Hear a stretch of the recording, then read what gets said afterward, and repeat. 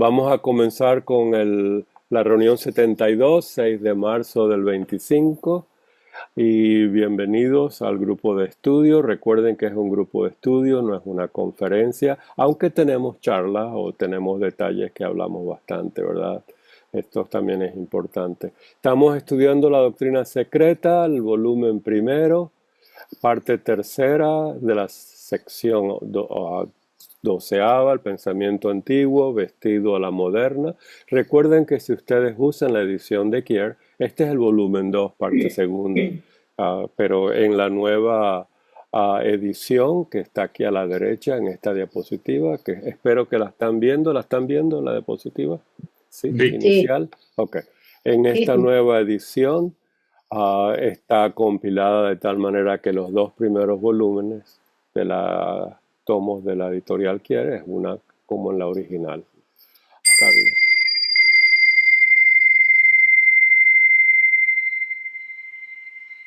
Muchas gracias. El sonido, es un sonido lindo, ¿verdad? El sonido es algo que de verdad, punto de partida. Arrancar al estudio, a la meditación, ¿no les parece, verdad? Sí. El sonido es un buen punto de partida. Y de ahí que creo que en la Cábala hablan el número, el sonido, la palabra, ¿verdad? Como las tres cualidades de logos, etcétera, etcétera. Antes de comenzar y darle la palabra a Daniel para que continúe su exposición, tenemos que recordar que estamos estudiando la sección y la vez pasada estudiamos este párrafo que es extraordinariamente importante. Ahí vamos a recomenzar porque la meditación en la idea de la luz es muy importante. Recuerden que la idea de la luz viene de lo que aprendemos en la escuela y por supuesto en teosofía ahora como miembros de la sociedad teosófica, pero la vemos muy materializada. Ya sabemos que es un corpúsculo elemental, el fotón y las ondas, etcétera, etcétera. Pero ¿cuál es el aspecto metafísico, oculto de la luz? Eso es lo que estamos estudiando. Y hay que estudiar en la ciencia cómo se materializa eso, cómo se cristaliza y actúa. Este párrafo nos da esos pedacitos, y a través de la doctrina tiene muchas más, de esas piezas de estudio para poder entonces tener una buena idea para meditarla. Y en esto ahí vamos a continuar la idea de la luz, etc. Muy bien, muchas gracias. Y que las musas te inspiren, como Que las decía musas me Platón y los inspiren. griegos. Eso es como Exacto. que las 9, todas las musas te inspiren. A ver, muy bien. Estuvimos viendo esta lámina y que, así como en el universo, en el cosmos, se sabe que hay un 74% de hidrógeno, un 24% de helio y el 2% restante es el resto de los elementos. Pues en el hombre la distribución de los elementos químicos es así, ¿no? Oxígeno un 65, carbono un 18, hidrógeno un 10, nitrógeno un 3 y otros elementos. En la Tierra es distinto porque hay metales y el oxígeno y el sílice, ¿no? Son los más abundantes. Muy bien.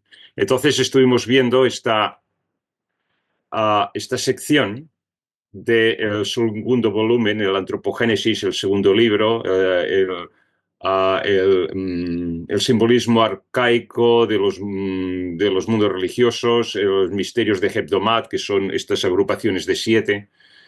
Y Elena Blavatsky habló del número 3, 4 y 7 como números mágicos y entonces relacionó estos números mágicos con los principios humanos, ¿no? Y con estos elementos que son la base de la materia orgánica, que es el vehículo de la vida. El carbono, el nitrógeno, el oxígeno y el hidrógeno. Vale, voy a ponerlo en ahora sí en presentación, y estuvimos viendo esta relación en que el carbono, que es el fuel por excelencia, pero además es el substrato de la materia orgánica, de hecho, química orgánica quiere decir la química del carbono, ¿no? La biología estudia la química orgánica viva, ¿no? Por ejemplo. Bueno, pues Elena Blavatsky en este diagrama pues lo relacionaba con la materia grosera, ¿no? O sea, nuestro cuerpo, nuestro vehículo de materia física, sólido, líquido y gas, ¿no? Luego, el nitrógeno, que es el gas inerte y que de alguna forma modula la presencia del oxígeno en la atmósfera, porque si hubiera más oxígeno del 21%, siendo el resto nitrógeno, pues eso haría que nuestro metabolismo no lo resistiera y se quemaría la materia orgánica, aparte de provocar incendios, etcétera, etcétera, ¿no? De manera muy fácil. Y entonces esto se puede relacionar con el doble etéreo. De hecho, en el texto de Elena Blavatsky ya dije que aquí ponía prana y aquí ponía el doble etérico, pero esto luego se corrigió posteriormente. Y yo lo pongo con eh, con el sentido invertido de cómo aparece en la doctrina secreta. Lo comento por si a alguien le sorprende si va al original, ¿no? Bien, el oxígeno obviamente es el gas que sostiene la combustión, pero también es el gas de la vida, el gas que respiramos, los mamíferos al menos. Entonces, el agente químico activo en toda la vida orgánica. Bien, esto es el prana en cuanto a principios humanos y sus aspectos, y es el que aporta la vitalidad a la materia inerte, ¿no? Y luego viene el hidrógeno, que es el más ligero de los gases, que se combustiona en presencia del oxígeno, una reacción muy violenta para dar agua, muy exotérmica, y de hecho el agua, pues... el agua también es el elemento agua, por ejemplo, simbólicamente se relaciona con las emociones, etcétera, y entonces ella lo hace en la correspondencia con el Kama Rupa, el principio del deseo animal, el instinto, las emociones, el alma animal, ¿no? Y por encima, y esto sería el cuaternario, el 4, ¿no? Y luego queda el ternario por encima, que dice ella que, bueno, esto no lo estudian los científicos, se entretienen solamente en el cuaternario y se olvidan de los tres aspectos superiores de los principios del hombre, refiriéndose a manas o al alma humana, a la mente, a buddhi o al alma espiritual, la intuición, y atma, el espíritu universal, la experiencia mística, etc. Vale, y aquí lo dejamos. Bien.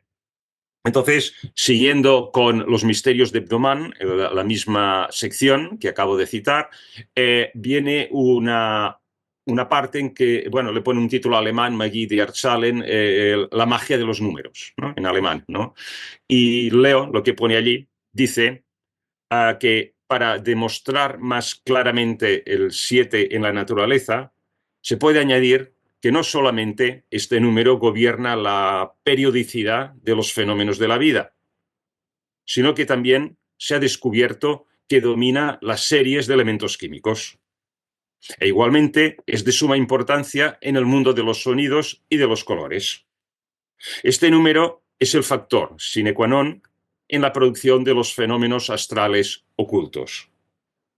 Así, si los elementos químicos están ordenados en grupos, de acuerdo con sus pesos atómicos, se constata que están constituidos en una serie de 7 grupos. Se refería, obviamente, a los primeros esbozos de la tabla periódica. Y ella, para ilustrarlo, toma la proposición de un científico alemán, Lazar von Hellenbach, que era un alemán austríaco, perdón, ocultista, que vivió más o menos en la época de los mismos años que Elena Blavatsky, como veis, y comentando el trabajo que exponía, dijo, así vemos que la variedad química, hasta donde podemos alcanzar, o sea, cita a Lazar von Hellenbach, perdón, lo está citando. Así vemos que la variedad química, hasta donde podemos alcanzar a comprender su naturaleza interna, depende de relaciones numéricas. Y hemos descubierto en esta variedad una ley regidora sin causa aparente. Y hemos encontrado una ley de periodicidad gobernada por el número 7. Y aparece esto en la doctrina secreta, es la tabla periódica que proponía Lazar von Hellenbach. Bueno, entonces, esta es la tabla periódica moderna, la he puesto aquí al lado, y fijaros que, bien, la idea de la periodicidad de los elementos químicos es correcta, me refiero a este esbozo de aquí, pero fuera de los elementos químicos señalados en los recuadros, la posición del resto de elementos químicos es incorrecta. Bueno, era la época, era lo que había, Mendeleev estaba empezando a sacar sus propuestas de tabla periódica, de hecho lo hizo en 2 ocasiones y mejorando. Entonces, fijaros, aquí se obvian unos... en la proposición de Hellenbach, que es la que cita y pone en la doctrina secreta Elena Blavatsky, se obvian los metales de transición, que son estos de aquí. Aquí están todos los metales, el zinc, el cobre, la plata, el platino, el rodio, el rutecio, magnesio, bla, bla, bla, hierro, etc. Además, la octava columna, o sea, aquí no salen. Es lo que quiero decir. Y entonces los tiene que meter por en medio Hellenbach, por ahí en otros grupos. Por debajo del oxígeno pone metales, el molibdeno, el tecnecio, el selenio, entonces el cromo. Entonces no se corresponde a tal como aparece en las tablas modernas. Bueno, además la octava columna es incorrectamente presentada como de casi idénticas propiedades químicas que la primera, que es la de los metales alcalíneos, ¿no? El litio, el sodio, el potasio, etc., ¿no? Vale.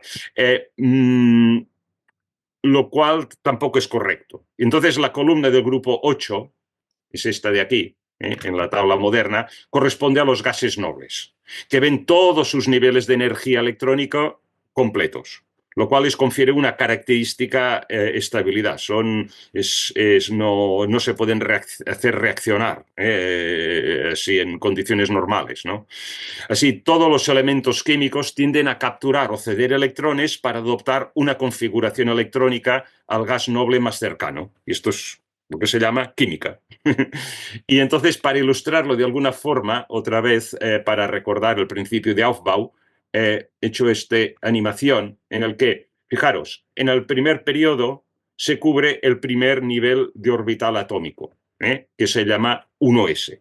Eso podéis imaginar pues, que estos 2 electrones que ocupan este orbital atómico son, pues imaginaros, como 2 planetas y el punto este azul del medio es el Sol, ¿no? O sea, el núcleo del átomo.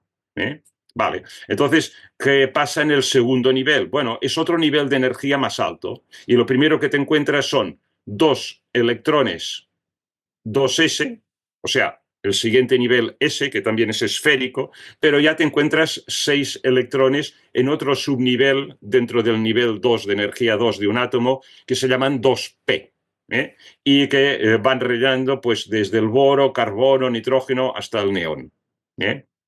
Fijaros en esto. Entonces, y todo esto va explicando todas las propiedades físico-químicas que presentan estos elementos. Por supuesto, esto es en el estado de reposo del átomo, porque si los átomos se excitan, pues los átomos 2p pueden saltar al tercer nivel, etcétera, y es lo que hace entonces esas bandas características de cada elemento que se miden en un aparato que se llama espectrofotómetro.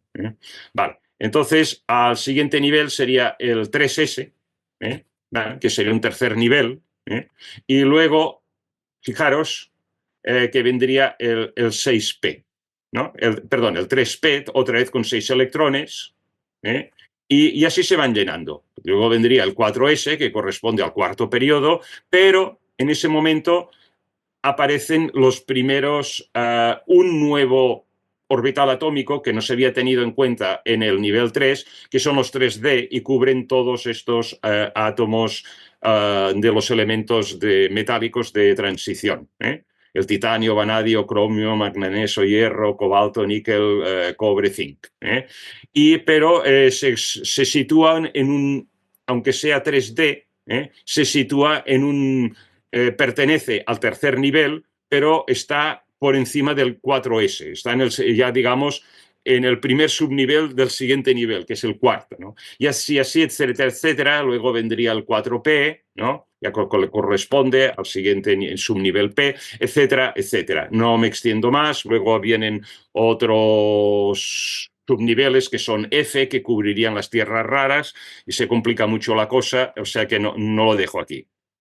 Bueno, es para que veáis la ciencia que disponía en su momento Elena Blavatsky, lo que ella cita y hasta dónde ha llegado la ciencia y la tabla periódica moderna explica pues todos estos principios. Entonces, número 7 es un número mágico, ¿eh?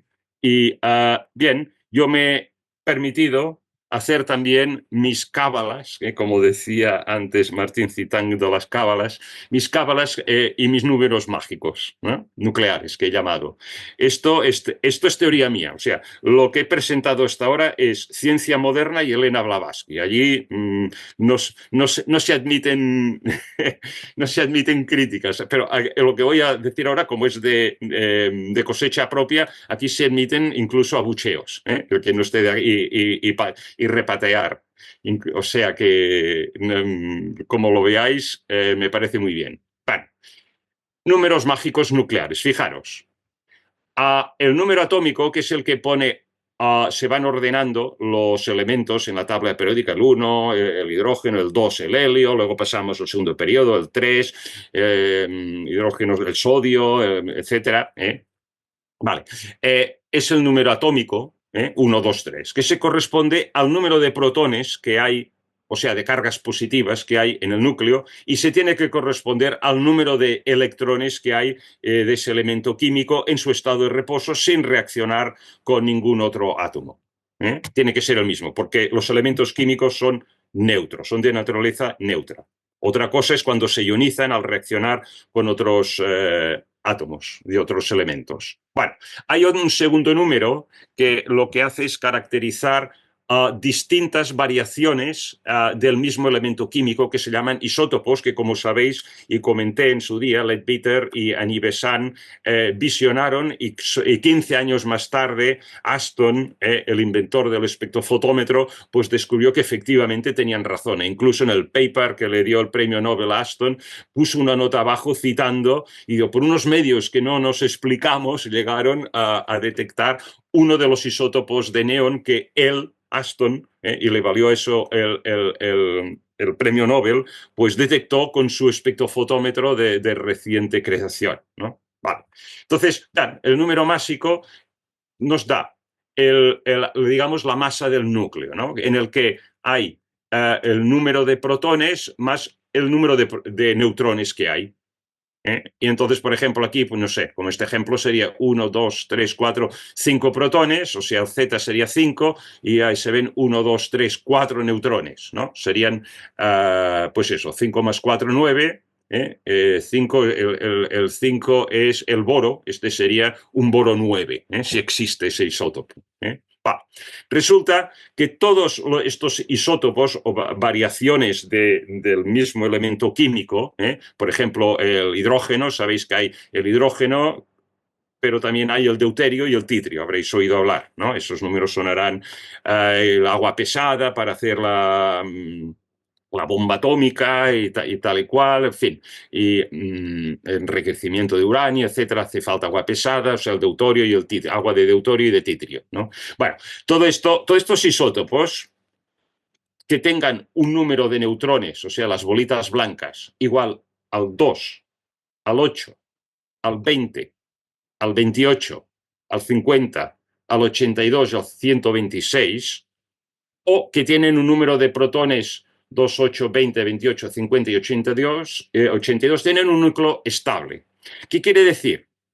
Quiere decir que muchos isótopos son radioactivos. Entonces se fisionan y desprenden radioactividad, como el uranio, como el polonio, como el estroncio, distintos isótopos. Son inestables, tienen diferentes periodos de vida, algunos duran cientos de años, otros duran décimas de segundo.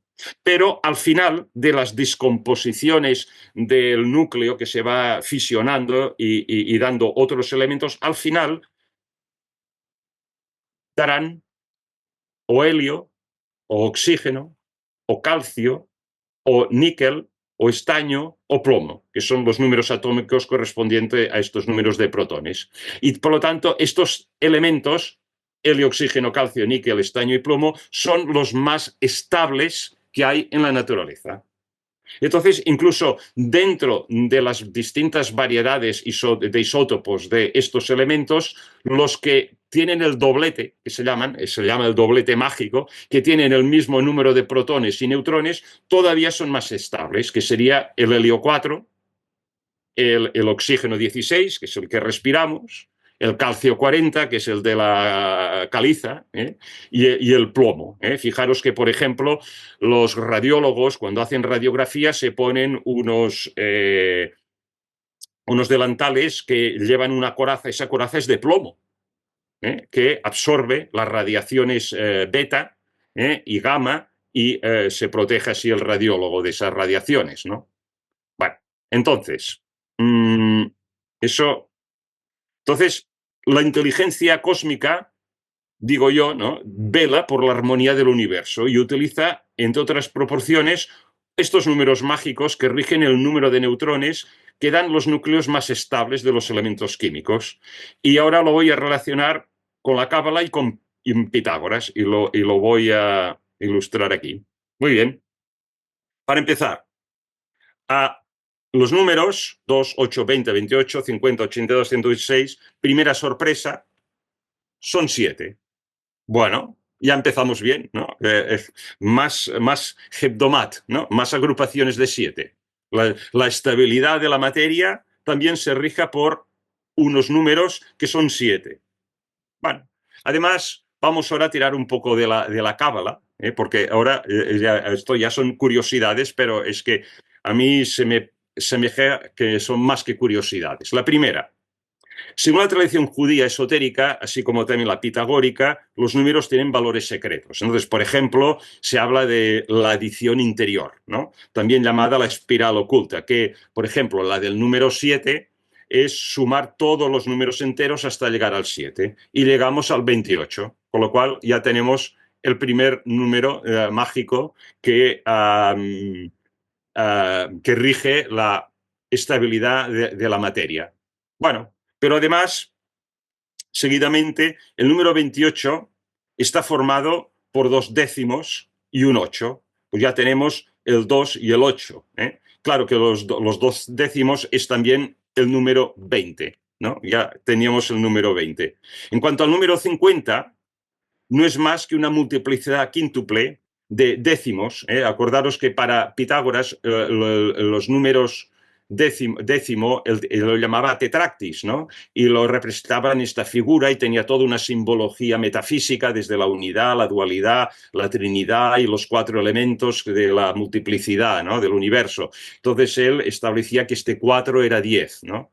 Entonces, el tetractis o décimo de Pitágoras, ¿no? Entonces, el número 28, por ejemplo, bien, ¿qué iba a decir ahora? Sí, en cuanto al número 50, ¿no?, que es el siguiente, no es más que una multiplicidad quíntuple de décimos o tetractis del número de 5, ¿no? El número 5 es monodimensional y el número pentágono es el número bidimensional del 5. Y es que con el pentágono en la geometría secreta, y no me voy a entretener en ello, es la manera de hacer la construcción por geometría, sin hacerlo aritméticamente con números, pero hay una manera de poder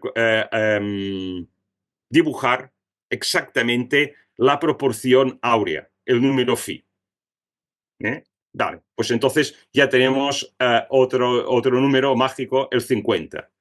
Otra cosa muy curiosa, al menos a mí me despertó la curiosidad, es que el número 28 se divierte con nosotros de alguna forma, devolviéndonos su reverso como imagen invertida en el espejo mágico del cosmos, ¿no?, dicho así poéticamente, ¿no? Y es el 82, con lo cual ya tenemos el siguiente número, el 82, ¿no? Y quizá nos recuerda que el universo ha estado creado a partir de un patrón que quiere ser simétrico, ¿no? Y todas las fórmulas matemáticas de los fenómenos físicos en este sentido son simétricos. Lo veremos un poco más tarde eso, también las consecuencias de eso. Bueno, y nos falta el número 126, que es el que cierra la serie esta de números mágicos que rigen la estabilidad de la materia, ¿no? Y hay una segunda reducción de la cábala, que es la de los dígitos del número. O sea, el 1, el 2 y el 6 da 9, ¿no? Pero la otra reducción, la que hemos visto antes, la interna de la cifra, pues el sumar todos los números enteros nos da 45. Y si hacemos una nueva reducción, 4 más 5 da 9. O sea, que es como un número irreductible. No nos salimos de un bucle de 9. Es decir, el número 9 es el fin de la serie de los números mágicos, ¿no? El 126. Bien, como queráis, si queréis un juego, pero para mí es bastante paradójico que el azar se haya entretenido en fabricar a lo largo y ancho del universo todos los átomos que constituyen la materia de acuerdo con unas armonías de números septenarios. Y aquí lo dejo y que cada uno crea lo oportuno. No había hecho todavía ninguna cita hablando de átomos, de cómo algunas citas se me habían escapado y las traigo ahora. Y precisamente es de la sección que estamos ahora estudiando con Martin Lederman, The Mask of Science, me parece, ¿no? Las máscaras de la ciencia, que están en todo caso en el adenda del cosmogénesis. Bueno, fijaros. Cuando se publicó la doctrina secreta, la ciencia materialista estaba en su apogeo. Su filosofía se basaba en la idea de que el universo, de que el componente fundamental del universo era una partícula hipotética llamada átomo, del griego átomos, que es a, que quiere decir no, y tomos, que quiere decir división. O sea, que no tenía división. Así que se le entendía como la unidad más pequeña posible de materia, ¿no? Por lo tanto, se pensaba que los átomos eran pequeñas esferas compactas de un elemento dado, indivisible e impenetrable. Bueno, pues en medio de esta, podéis imaginar las críticas que recibió Blavatsky cuando se opuso firmemente a esta visión, ¿no? Y afirmó que la ciencia oculta apoya la doctrina de la divisibilidad infinita del llamado átomo, ¿no? Bueno, y aquí tenéis la primera cita de Las máscaras de la ciencia, adenda del Cosmogénesis, parte 3. Vale. El átomo es elástico. Por lo tanto, es divisible. Fijaros, es divisible. Y debe estar compuesto de partículas o subátomos. Toma ya.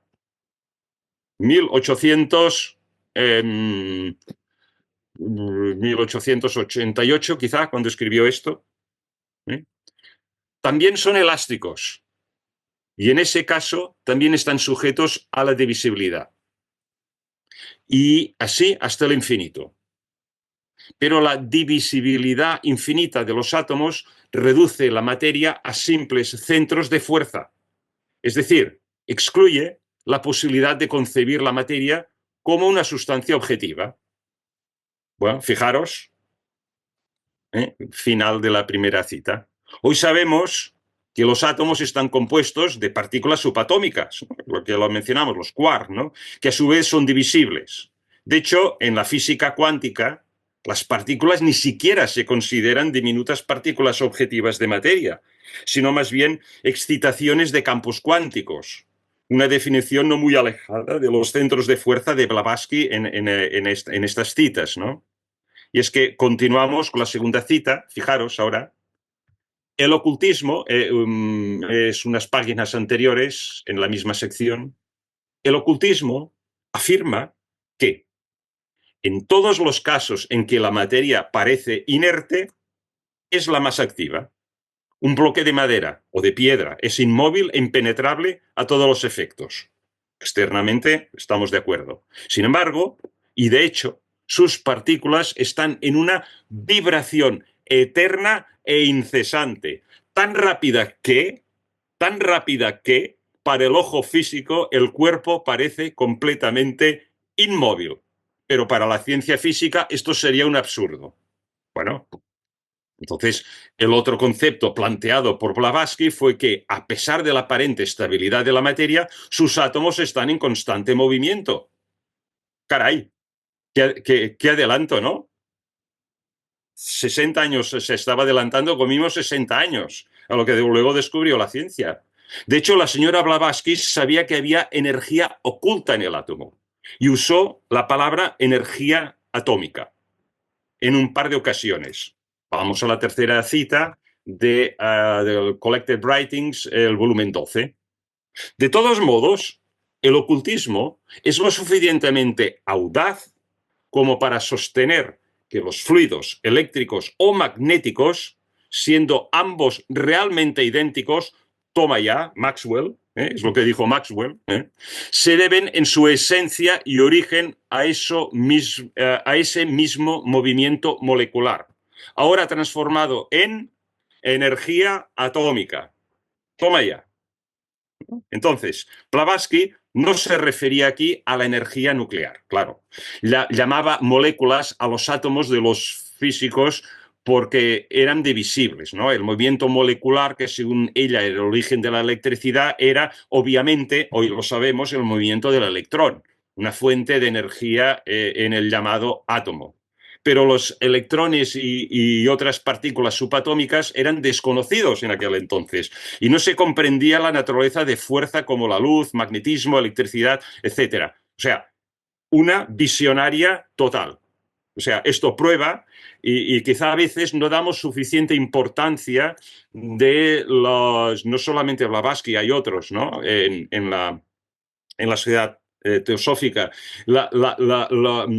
el potencial, el legado de visionarios que ha dado la sociedad teosófica, empezando por ella, por Blavatsky, pero por Leadbeater, por Annie Besant, por Dora Keats y otros, ¿no? En fin, a mí me ha impresionado mucho estos textos y los quería compartir. Y ahora vamos a este gráfico y será el último que veremos hoy, pero claro, lo vamos a ver con mucho detalle. Y esto intenta recoger aquí la nucleosíntesis primordial del universo. A partir del instante cero, el famoso Big Bang, y la escala del tiempo pues está alterada, claro, porque hemos de tener que poner unidades de tiempo cifras de tiempo, perdón, muy distintas, desde microsegundos hasta millones de años. Y aquí en rojo tenéis en paralelo la temperatura que tenía el universo en ese momento. Entonces, bueno, instante cero, Big Bang, una temperatura infinita, digamos, porque no se recoge en las fórmulas que modelos matemáticos no recogen estas temperaturas al infinito. Entonces, en ese momento que había cuerdas, a partir de ese momento hubieron quarks, que son los componentes de los protones y neutrones, había electrones, neutrinos. Esto queda un poco en el limbo y son distintas teorías, pero sí que se saben otras cosas, como por ejemplo que el núcleo del Sol está a 10 elevado a 15, o sea, un 1 con 15 ceros grados Kelvin. Grados Kelvin a estas temperaturas es lo mismo, a estos números es lo mismo que decir centígrados casi, ¿no? Y que en ese momento empezaron poco a poco a formarse. Entonces, vamos a un paso atrás. El primer paso de la creación de los elementos ocurrió durante la infancia del universo. Los elementos químicos. Entonces, la nucleosíntesis primitiva es limitada a los elementos más ligeros en esos primeros instantes y produjo la materia prima para la formación de las primeras estrellas, ¿no? Y constituye una prueba sólida del modelo cosmológico del Big Bang, que dice que el universo tiene una antigüedad de unos aproximadamente 13.800 millones de años.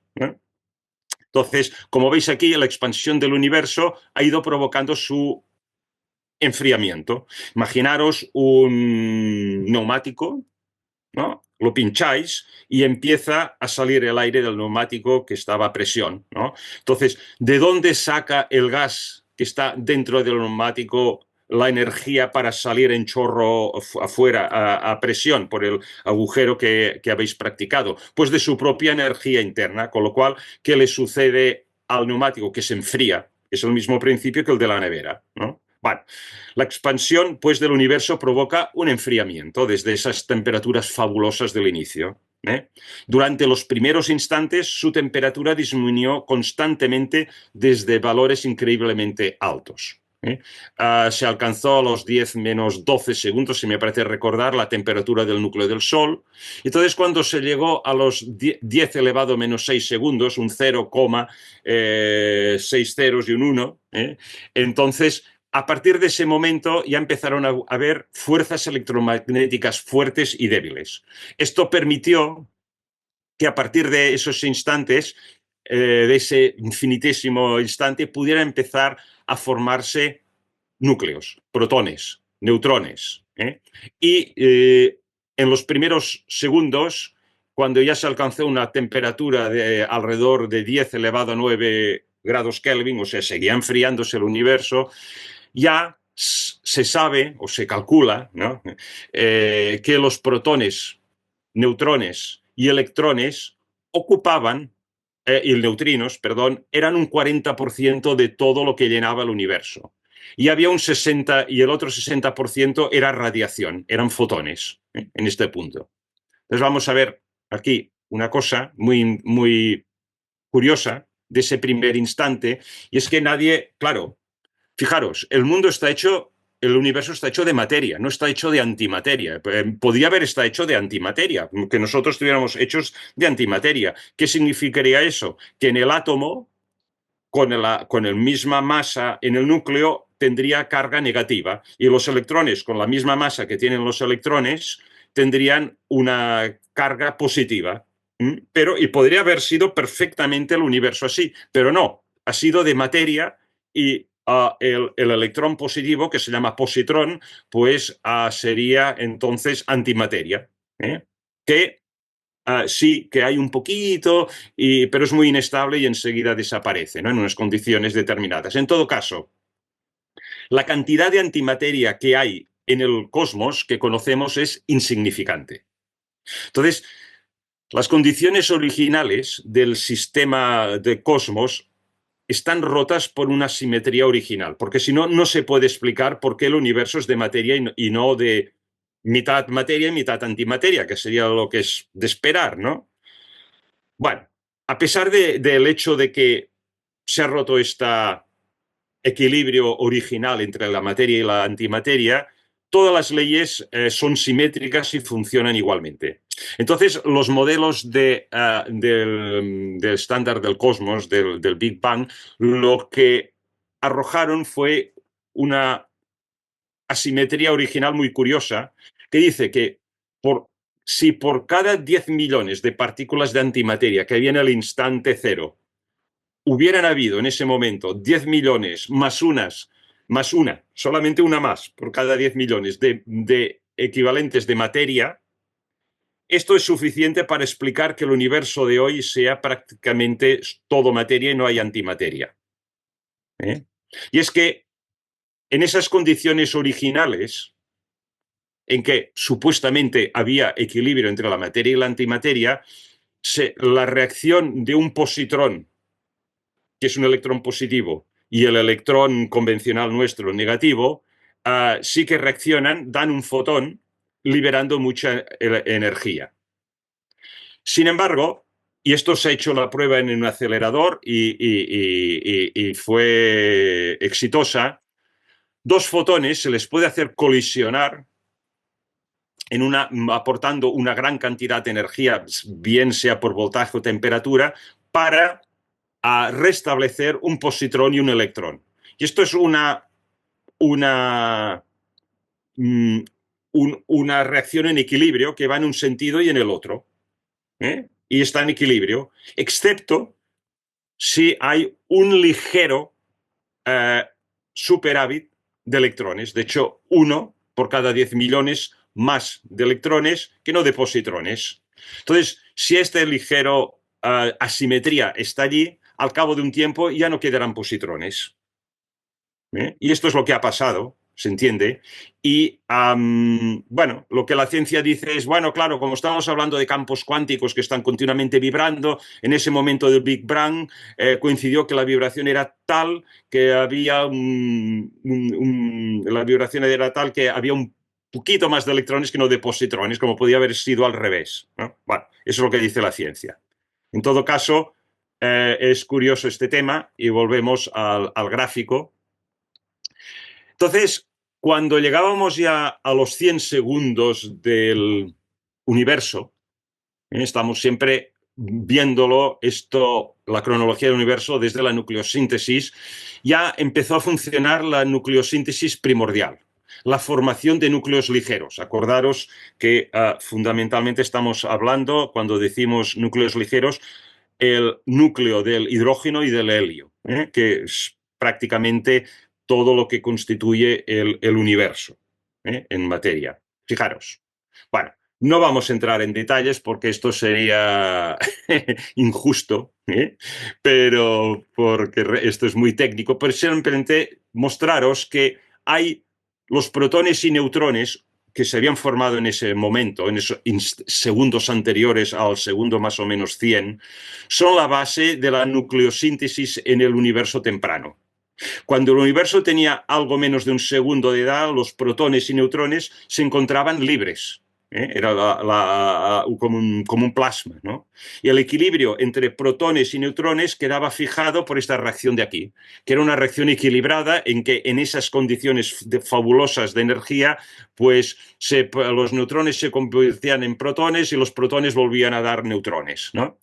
Pero el primer paso de la síntesis primordial de los elementos es la combinación de un protón y un neutrón, veis aquí tenéis el 2, para formar un núcleo de deuterio. Entonces, en bucle se empezaron a formar todas estas reacciones de nucleosíntesis y no os voy a marear con ellas, ahí las tenéis, cuando pase la lámina, por curiosidad, lo podéis mirar y verlo con más detalle.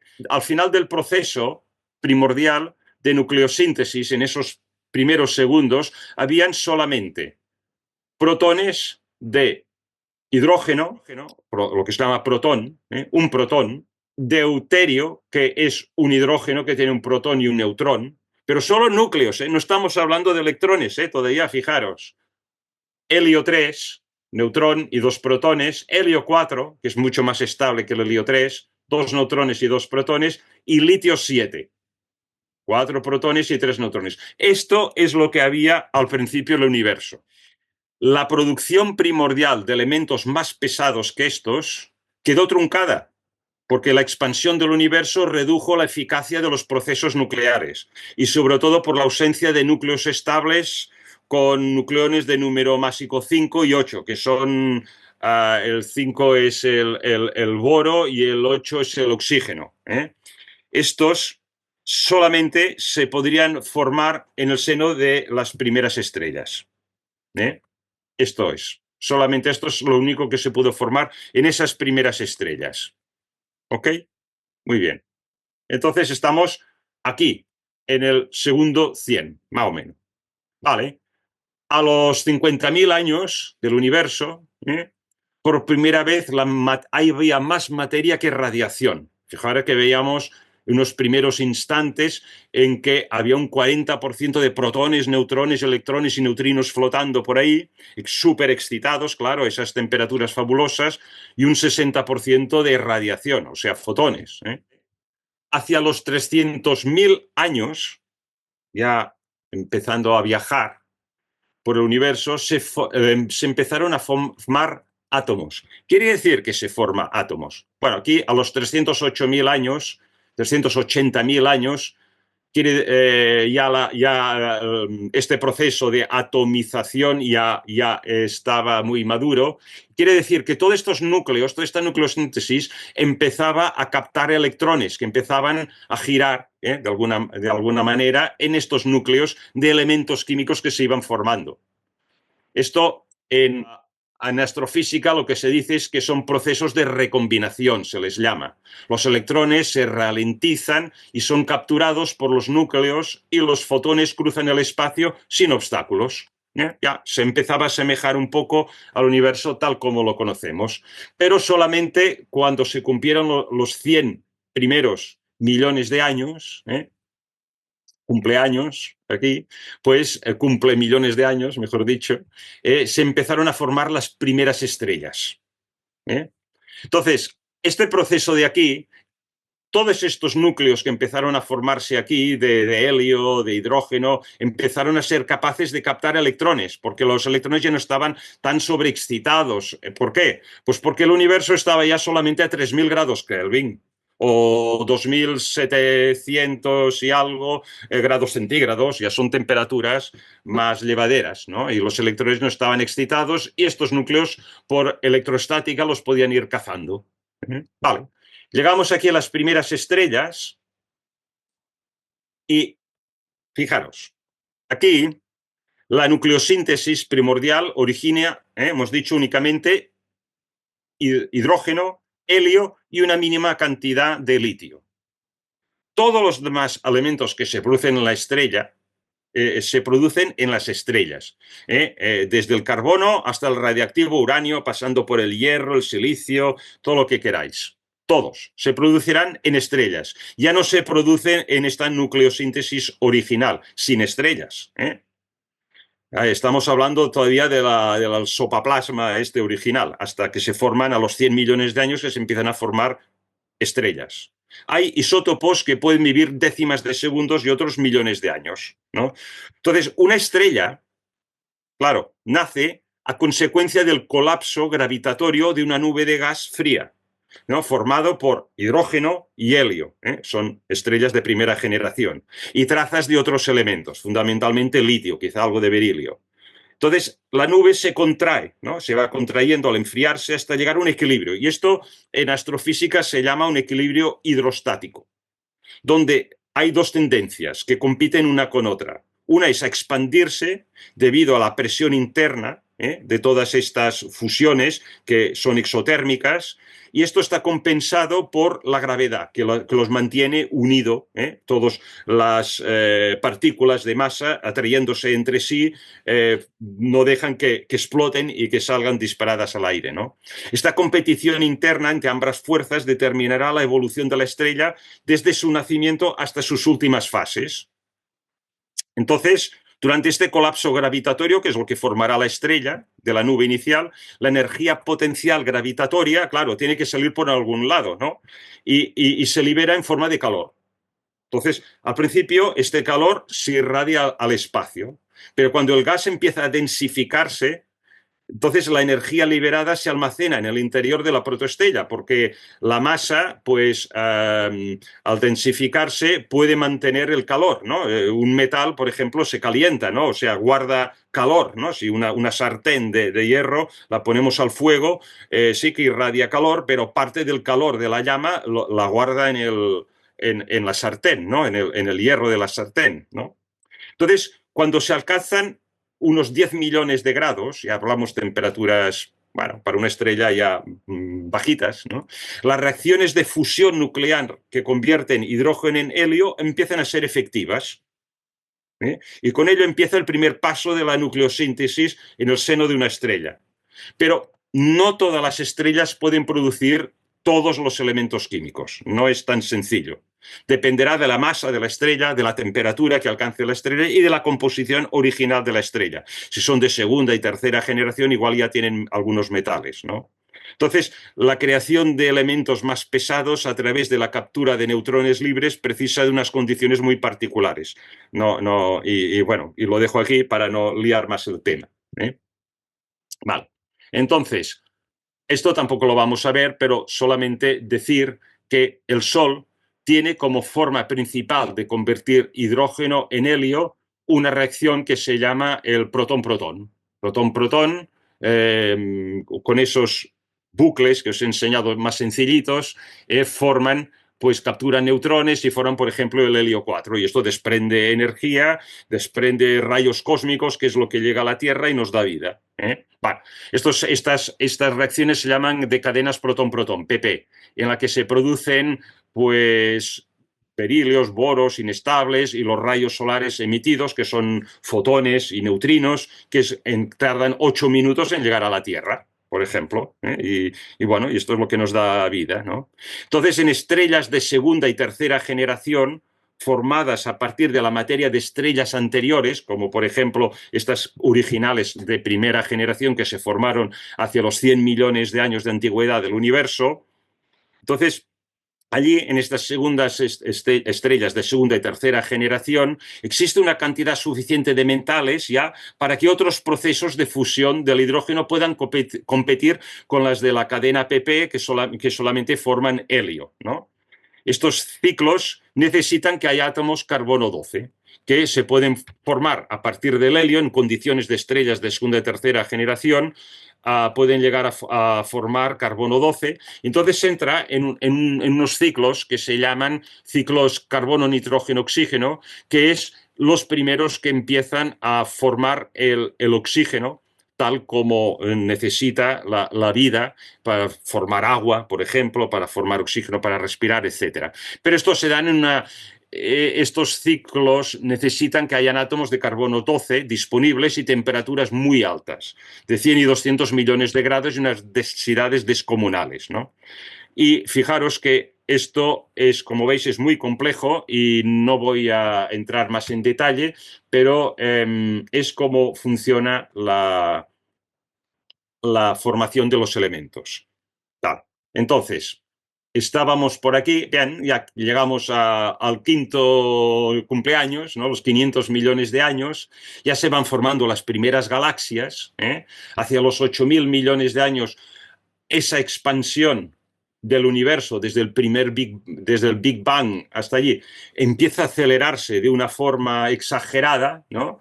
Y llegamos al día de hoy, algo así como 13.800 millones de años más tarde, en el que el espacio interestelar está muy frío, está solamente a 2,7 grados Kelvin, está muy cerca ya del cero absoluto, son unos menos 270 grados centígrados.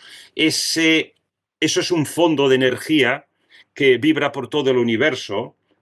Y los astrofísicos lo llaman el Cosmic Microwave Background, el CMB, el fondo de energía de microondas cósmicas, y eso es el ruido que se capta, por ejemplo, en los emisores de radio, ¿no? En las televisiones antiguas, esas que se veía la nieve, ¿os acordáis? Los años 60 y 70, las primeras televisiones. Eso era el el CMB.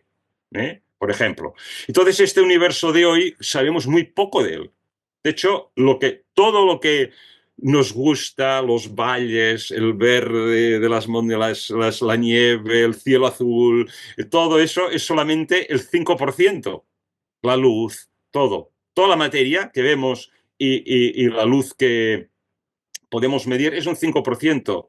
Hay un 27% de una cosa muy rara que, para ponerle un nombre, se la ha llamado materia oscura, y es para justificar anomalías de las leyes gravitacionales, y hay un 68% de energía oscura, que es más de lo mismo. O sea, fijaros qué poco sabemos en realidad del universo hoy, a pesar de todas estas sofisticaciones de que os he hablado. Agradezco tu impulso fojático. Cuando estaba viendo las matemáticas y todo eso, Sí. me puse a pensar que usted empezó a decir lo del helio 1, helio 2, Sí. etcétera. Sí. Eso quiere decir que se convierten en más complejas, se van unificando para convertirse en más complejas se elabora más los átomos. Sí. Bueno, los átomos, cada elemento tiene un número determinado de protones. Uh-huh. Por ejemplo, cogemos el litio. El litio tiene número atómico 3, quiere decir que tiene 3 protones, ¿no? Entonces, puede tener diferentes números de neutrones que no le aportan más carga eléctrica porque, como dice el propio nombre, son neutros. Uh-huh. Entonces, ahora no sé si hay isótopos del litio, pero podrían haber 2 o 3 isótopos de litio según el número de neutrones que tenga. Pero son litio. y el número de electrones es el mismo que de protones, porque si no está ionizado el átomo, con lo cual el átomo en sí del elemento químico es neutro, tantos electrones igual a tantos protones, en el caso del litio 3, y el número de neutrones es lo que le da un peso atómico un poco distinto.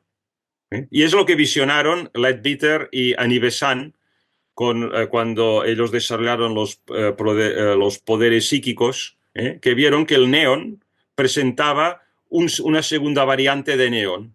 Y solamente 15 años más tarde, Aston pues descubrió que efectivamente el gas noble neón tenía dos pesos atómicos distintos y era porque, bueno, pues por eso, pues porque una variante de neón tenía más neutrones en el núcleo que el otro. Incluso respetó el nombre que le habían puesto Leadbeater. Ahora no me acuerdo del nombre, pero respetó el nombre que le puso Leadbeater a esa variante del neón, el neón 22 y el neón 20, que le llaman. Sí, sí. Daniel, me gustaría si pudieras poner la diapositiva donde tienes tus números mágicos. Yo lo quiero Espera, voy a trabajar compartir. como lo trabaja Blavatsky en la estancia 4. ¿Cómo era el 2? El 2, el 8, el Ahí 20. está arriba, sí, el Sí, 2, el sí. 8. Recuerden que Blavatsky trabaja estos números. Por ejemplo, ella trabajó el número 1065. Tomando el 10 y el 65, o sea, binariamente, de 2 en 2. Entonces, vamos a trabajarlo, que ya que son 2, 4, 6, 7. Tenemos el 2 y el 8, es 10, ¿verdad? Que es 1, ¿verdad? Después tenemos el 20 y el 28. 20 son 48, que es Es el el 3. 12, que es el 3. Entonces tenemos 1, 3. La segunda es 50 y 82, que es 100. 32. 132. Es el 6. Es el 6. 126, que está solito, que es Es 9. 9. No Entonces más 2 más tenemos 6. 9, tenemos 1, 3, 6 y 9, ¿verdad? Estos son los números mágicos. Recuerden que el número mágico en realidad es este, de acuerdo a cómo Blavatsky trabaja en la doctrina de estos números. Recuerden que termina en 126, ¿verdad? No veo bien. Sí. Que es 9, gracias. Sí. Porque solamente tenemos 4 elementos y un poquito del éter manifestado. Tenemos 3 más elementos por manifestarse. Y si pudiéramos entonces inferir los siguientes, podemos llegar a los otros. Después del 9 viene el 12, después del 12 viene el 15, después viene el 18. Pero el 12, 15 y 18 es nuevamente 3, 6, 9. ¿Ves a dónde voy? Sí. O sea, si reducimos estos números mágicos a ciertos elementos cabalísticos, tenemos una progresión muy interesante que te la voy a dejar a ti para que la contemples. Yo no tengo la capacidad. Ampliando esto, perfecto. Sí, Yo sí. no. Es que me llamó mucho la atención esta serie de números. Sí, muy interesante, muy interesante. La siguiente punto interesante, también interesante, que me llamó la atención cuando estabas hablando de la última diapositiva, de cómo se manifestaba el universo. Proclo nos dice en sus elementos de metafísica que todas las cosas generadas en la naturaleza tienen 3 funciones, 3 tendencias, 3 fuerzas, 3 impulsos. Y esto ya yo lo había comentado anteriormente. Una de ellas es que funcione en sí mismo a lo que está en el universo. O sea, ¿por qué está en el universo? Por ser ella misma. Por ejemplo, el protón. El protón tiene una función de ser un protón. Pero tiene 2 impulsos, 2 tendencias, 2 fuerzas. Una que la pega hacia el pasado y una que la atrae hacia el futuro. O sea, una de devolverse y una de continuar la generación. El protón ya es un hidrógeno si lo vemos en el futuro, en las condiciones adecuadas. Es más, cuando al químico se le dice que es un hidrógeno sin electrón, dice que es un protón, ¿verdad? Pues por supuesto. Entonces ya, y tiene la necesidad de volver para atrás, igual que un ser humano. Siempre quiere volver para atrás, quiere ser en sí mismo y quiere generar hijos, ideas, depende si estás en el mundo abstracto o en el mundo concreto. La generación lo llama Proclo. Es muy interesante estas tres funciones. Y él dice, comienza lo siguiente: pan es todo, ¿verdad? Todas las cosas generadas en la naturaleza. Eso significa que viene del uno. En otras proposiciones anteriores tienen estas tres funciones. Muy interesante. Te pediría que algún día escribieras un papel sobre los elementos de la química para entender cosmogénesis o teosofía. Vale. Igual que hizo este señor en la Roma antigua, elementos de matemática para comprender a Platón. Que es Teón de Alejandría, el papá de Hipartia. ¿Cómo se dice Hipartia? Muy bien. Lo intentaremos. A ver si algún día, eso sería lindo, que transformas esto. Y puede ser en PDF en el internet.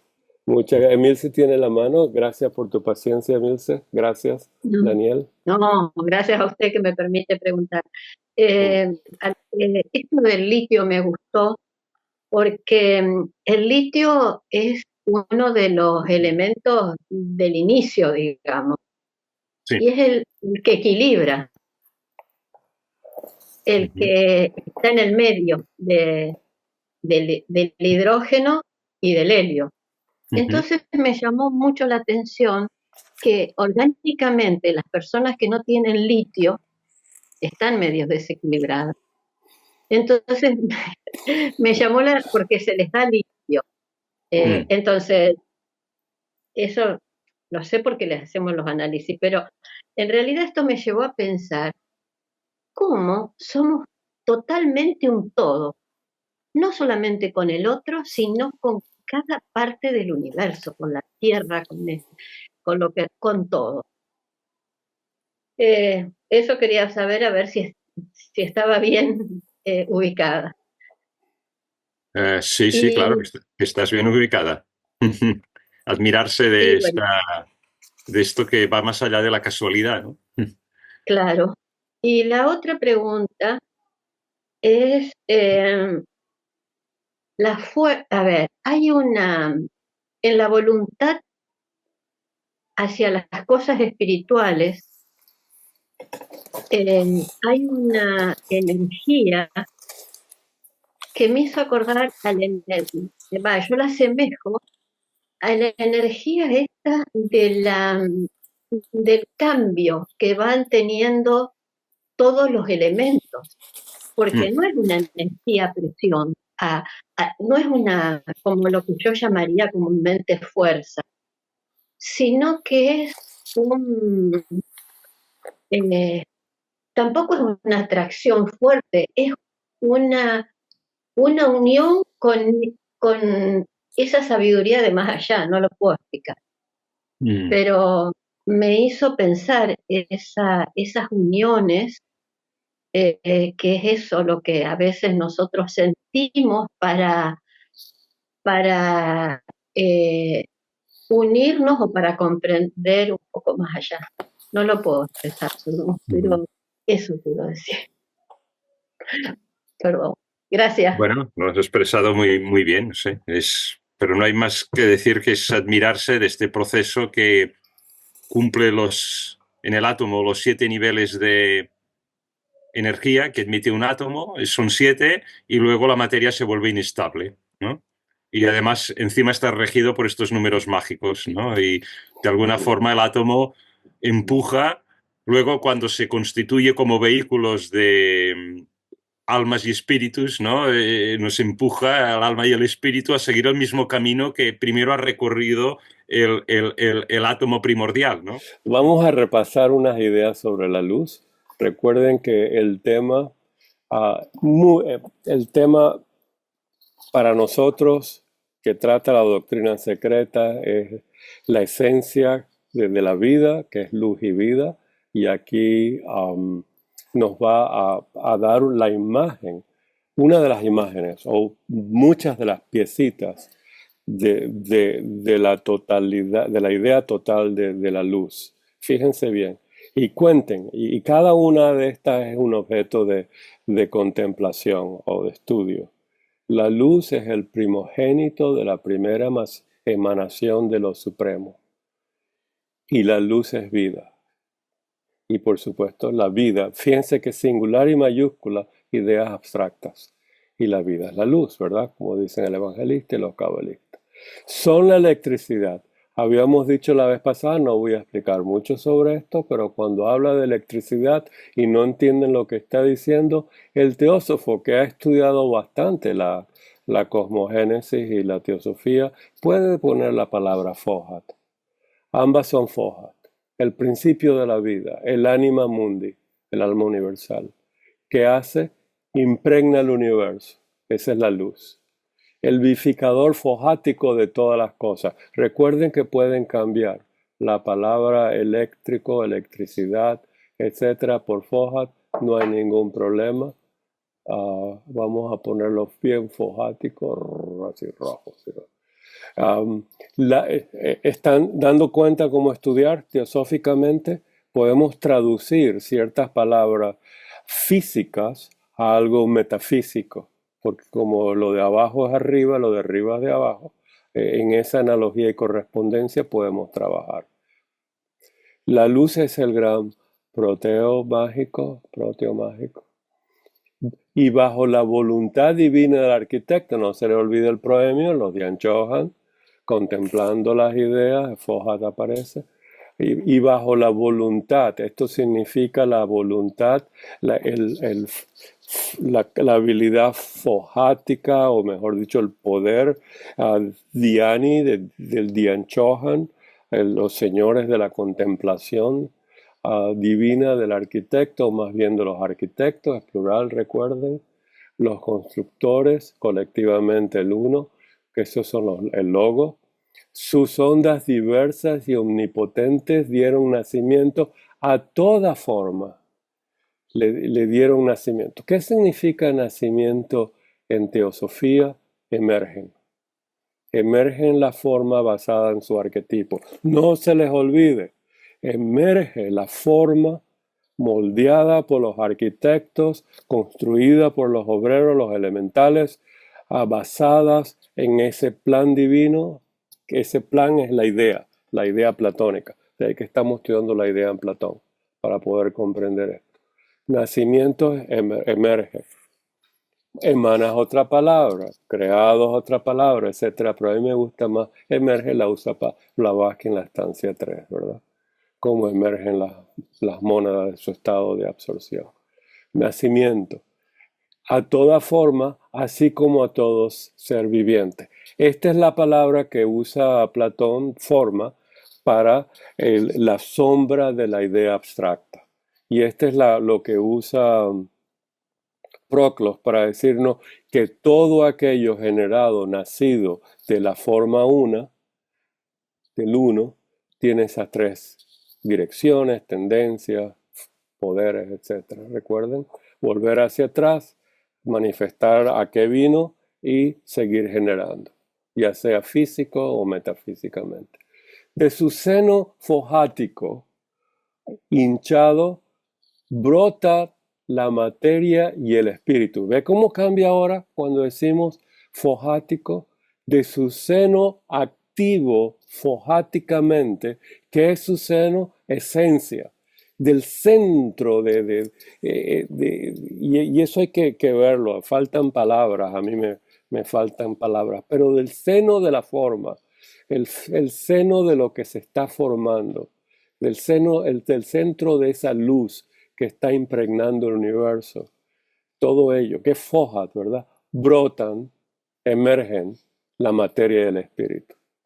¿Qué es el espíritu cuando está en relación con la materia? Sabemos que es el impulso fohático, monádico, que lo va a llevar a estados de evolución superior, a adquirir experiencias y vestimentas apropiadas para ese estado a través de innumerables formas o jerarquías de seres que sean menos del mineral, físicos del mineral al humano y metafísicos del humano en adelante, sin contar el humano físico. ¿Lo ven? Tenemos eso está en la mónada mineral, que ella también lo estudia en la doctrina secreta. Entonces vemos materia y espíritu. Espíritu no es algo así, el espíritu que me está visitando en las noches y me da miedo. No, esto es el aspecto espiritual. ¿A cómo podemos entender el espíritu en la teosofía? Los tres esquemas evolutivos. Tenemos el monádico, el intelectual y el físico. Aquí no puso ella el intelectual, pero la mente tiene que estar incluida, manas, porque es donde está la información, ¿verdad? Entonces tenemos materia, lo más bajo, el esquema de la materia física, y el esquema espiritual, que es el impulso monádico. Estudien bien esos tres esquemas, y en esos tres esquemas combinados aparece entonces la unión del espíritu y la materia y los 7 planos de la naturaleza, las cadenas planetarias, y ahí vamos todo el mundo. Así lo tenemos que ver. Fíjense bien, continúa explicando lo que es la luz. Y me estoy deteniendo en esto porque ¿qué es la luz? ¿Qué es la vida? Y tenemos que tener las partes del todo para poder estudiarla y que sea nuestro amigo. La luz tiene que ser nuestro amigo.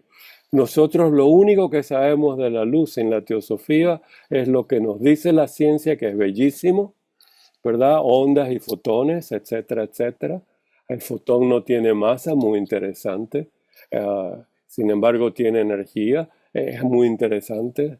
Gracias, Daniel, por darnos eso. Y otros, Carlos, y etcétera, lo hemos visto muchas veces.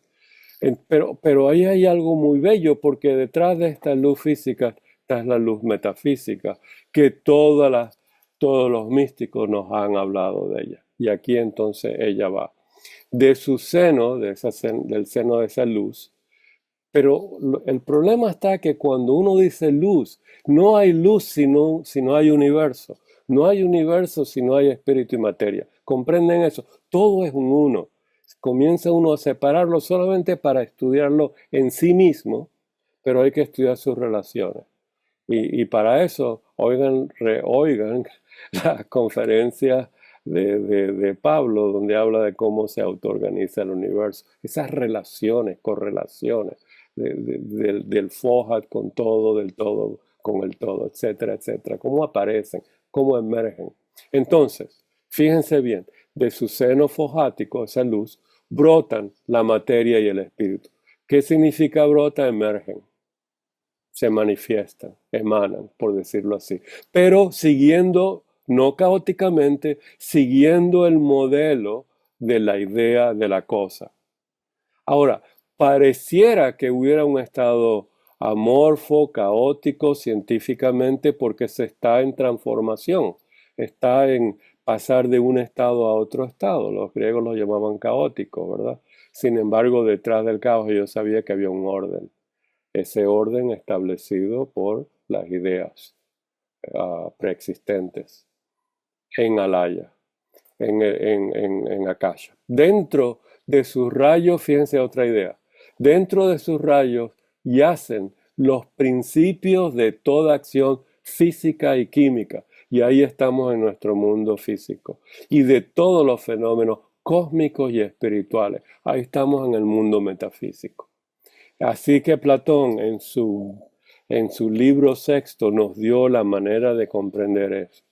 Así como el sol físico ilumina las cosas físicas para que las podamos usar, comprender, investigar. De la misma manera, el sol metafísico ilumina las ideas metafísicas para que las podamos investigar, contemplar, usar, etcétera, etcétera. Esa es la correspondencia y analogía. Entonces sigue en el rayo de esta primera madre. Entonces, una en tres fue donde Dios, ella da una nota de pie sobre la palabra Dios y el sol. Según Platón, entendió o encendió un fuego que ahora llamamos el sol. Taca, taca, taca, taca. Este es el éter y continúa ella explicando esto. Eso ya cubrimos ciertas cosas de él. Algo que leyendo la carta 23 de los Mahatmas, hablando del sol, a mí me llamó mucho la atención porque, claro, siempre nos decían que el sol era una bola de fuego, ¿no? Sí. Y entonces nos dicen que el sol no es ni sólido ni líquido, ni siquiera una incandescencia gaseosa, sino una bola gigantesca de fuerzas electromagnéticas, la fuente inagotable de la vida y del movimiento universales, de donde estos últimos irradian palpitaciones en todas las direcciones, alimentando desde el átomo más pequeño hasta el mayor de los genios. Sí, en relación con lo de la luz y lo que explicó muy bien antes Daniel, que por cierto, muchas gracias, cuando recordad que en el proceso del Big Bang, y coincidiendo con aquello que se dice en el Génesis, que en el principio eran las tinieblas y no sé cuánto, y después salió, en el momento del Fiat Lux salió la luz. Hay un punto aproximadamente en los 300.000 años después del Big Bang, porque la luz no existía, puesto que los electrones estaban por ahí, era la época de la sopa, ¿no? Que no se habían constituido los átomos, los electrones no estaban asociados a los núcleos y entonces no podían saltar de órbita perdiendo energía y emitiendo fotones. Pero fue cuando se enfrió esto y fue cuando en aproximadamente los 300.000 años que se produjo la radiación primigenia del Big Bang, esa que ha sido captada por las ondas, la más moderna, la sonda Planck de la Agencia Espacial Europea, que hizo el mapa de la radiación de microondas, la CMBR, la radiación cósmica de fondo del microondas, y que en el espectro de microondas que corresponde precisamente a la temperatura actual de 2,7 grados Kelvin. Ahora bien, ¿esto qué quiere decir? Que la luz, para existir como luz física, necesita una constitución de la materia que todavía no estaba y necesita poder propagarse. La luz es también una metáfora que es lo que estábamos viendo aquí, de la luz espiritual. Porque la luz espiritual, nosotros asociamos luz con Buddhi, ¿verdad? El Buddhi es la luz del universo, es en la constitución humana decimos la luz de Buddhi, la mente iluminada, y de ahí viene la palabra Buddhi, que significa iluminado, la raíz de Buda significa iluminado, y entonces en la constitución humana, el principio Buddhi es el principio de la luz de la conciencia, que cuando irradia sobre la mente tenemos la mente iluminada, el Manastayhasa. Ahora bien, ¿por qué esa asociación de la luz? Yo encuentro una forma bastante familiar, si queréis, muy de andar por casa, de asociarlo, pero pensad que entramos en un cuarto, en una habitación que está oscura. Abrimos la puerta y está oscura y no vemos absolutamente nada. Entonces empezamos a tocar los objetos y reconocerlos secuencialmente. ¿no? Decían, tocamos por aquí, aquí hay una silla, esto parece otra silla, por aquí hay una mesa, y vamos reconociendo todo a tientas, hasta que buscamos en la pared y encontramos la llave de la luz. Y encendemos la luz y de repente vemos todo, ¡plaf! Instantáneamente vemos la composición de toda la habitación.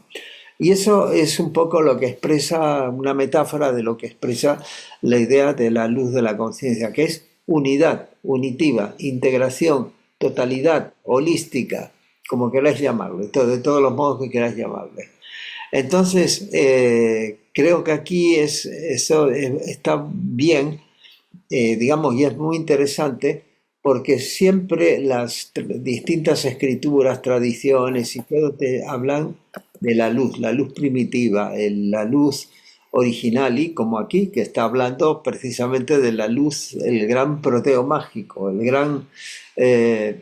pero no es esa luz física, ¿no es cierto? Es esa capacidad, digamos que le llamamos luz, porque tiene dos cosas. Primero, la capacidad de ser unitiva, como la visión cuando tenemos en presencia de luz, y a falta de luz tenemos que ir secuencialmente a tientas recomponiendo una imagen nosotros mismos. Y por otra parte, porque irradia, es decir, no se queda ahí, es una radiación, no se queda egocéntricamente en un punto, sino que irradia hacia afuera. Y eso, bueno, eso nada más quería apuntar. Muchas gracias, muchas gracias.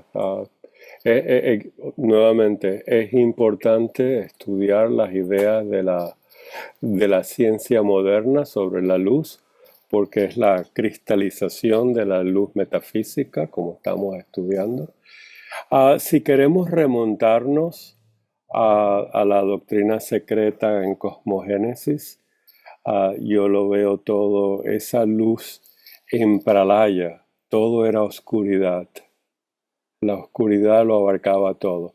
Recuerden que la palabra tiniebla es otra palabra por oscuridad. A mí no me gusta la palabra tiniebla, es muy bíblica, muy de diablo, por decirlo así.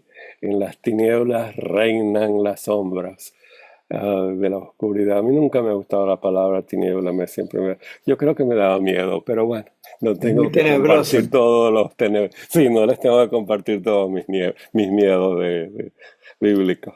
Pero de todas maneras, en esa oscuridad, como la llamamos, la Vázquez lo llamó darkness, nunca usó la palabra tiniebla, no sé ni cómo decirlo en inglés. Pero, sin embargo, decía, ahí palpitaba, ¿se acuerda? En ese momento de Pralaya, ese universo palpitaba. Bueno, ¿cómo se ve esa palpitación? Yo la veo como Fohat en estado de Pralaya. ¿Lo ven? Ahí está palpitando. Pero después dice que de esa oscuridad irradia el rayo. Todo es Fohat en ese sentido. ¿Recuerden un manual fojático?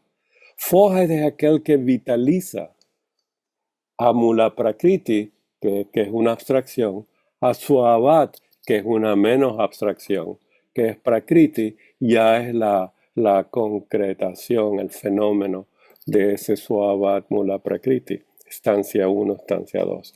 Lo que les quiero decir con eso es que si bien al final de todo este proceso tenemos lo único que podemos ver, un mundo físico, el teósofo tiene que tener la capacidad de unirlo con la belleza metafísica. Y no puede haber nada físico teosóficamente, platónicamente, espiritualmente, por decirlo así, si no existe ese movimiento fojático. El problema está que si decimos la palabra luz, inmediatamente tenemos una linterna o el sol, o tenemos todos los procesos que pueden producir luces. Ese es un problema materialista, ¿verdad? Que así crecimos, pero estamos educándonos, verlo como fohat, ¿verdad? Aquello que es luz con el propósito de vida. ¿Lo ven? Ya el teósofo le da un propósito a esto, le da una dirección monádica a todas estas cosas, a todos estos procesos naturales. Y eso es lo bello. Lo bonito del mundo físico es que la ciencia moderna, la química moderna, la física moderna, nos puede dar una visión más concreta de esa belleza metafísica, porque vemos establecido la ideación, lo que llamó Barborca el plan divino. Blavatsky nunca usó plan divino, pero ella vio esa inteligencia direccional de Fohat. Diane Johan contemplando las ideas. ¿Tienen alguna pregunta sobre esto? ¿Lo ven? Cuando hablen de lo físico, tengan lo metafísico. Y María y Emilce. María primero. María, bienvenida. Y me recordé de una pregunta que me llamó la atención de lo que dijo Daniel. Esa ionización de los átomos es Fohat. Bueno, todo ese movimiento, todas las leyes, todas las fuerzas, por decirlo así, es producto de Fohat o un producto, ¿es Fohat o un producto de Fohat? Las leyes son producto de Fohat.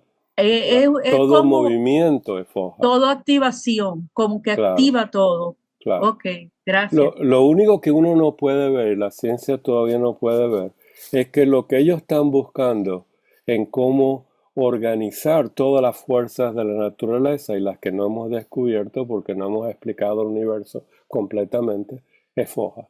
Ese es el uno.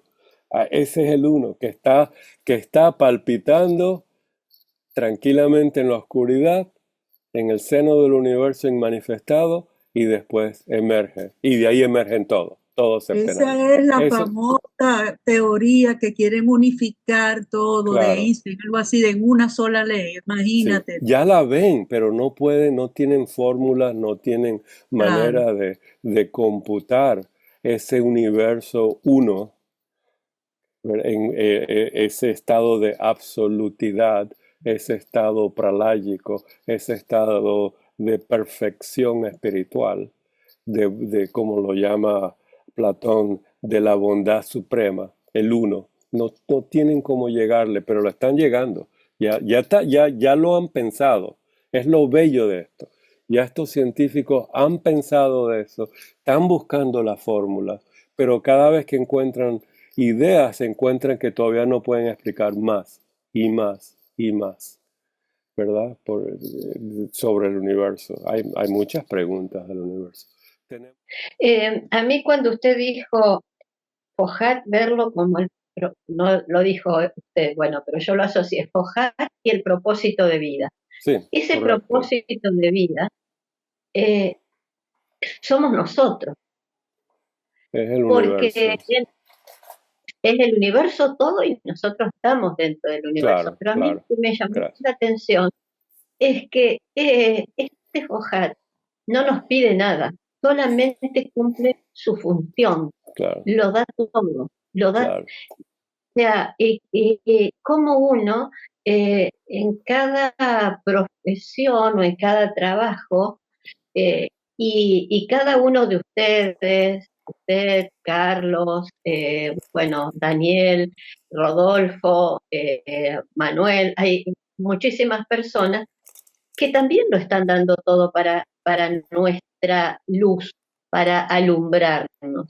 Entonces, ese propósito de Fohat es una de las cosas más grandes que me hace latir el corazón, de decir, ahí está el amor, ahí está el desinterés, ahí está la fuerza de la vida, por la que nosotros tenemos que sentirlos adentro de uno para, creo yo, para no sentir la competencia. Digo, bueno, no, y tienes mucha razón, Emilce. El Fohat es una de esas ideas esotéricas secretas que la doctrina secreta mostró, al igual que la idea de la mónada y las diferentes jerarquías. ¿Qué pasa con el ser humano? ¿Cuál es la siguiente jerarquía por encima del ser humano? ¿Cuáles son sus funciones de esa jerarquía de oleada de mónada cuando termina de ser humano? ¿Cómo tienen su forma? ¿Qué funciones tienen? ¿Por qué la constitución septenaria era un secreto antiguo? Está revelado, la mona, todo eso es algo que está en la doctrina secreta. Tenemos un tesoro extraordinario, gracias, Emilce. Has dicho bien que Fohat es lo que te hace latir el corazón, porque lo que hace latir y contraerse el corazón de una manera ordenada son las señales eléctricas que van por los circuitos de los nervios que están en el corazón. Y si hay un desfasaje o hay, como se produce a veces, un bucle indebido, tenemos ya anomalías, como pueden ser las arritmias y todo eso. Pero sí, efectivamente, y estoy de acuerdo contigo, Martín, y sé que lo dijimos muchas veces, Fohat es una de las ideas más brillantes que dio el esoterismo de Elena Blavatsky, que no eran conocidas en Occidente. Pero quería decir una cosa en relación con Fohat también.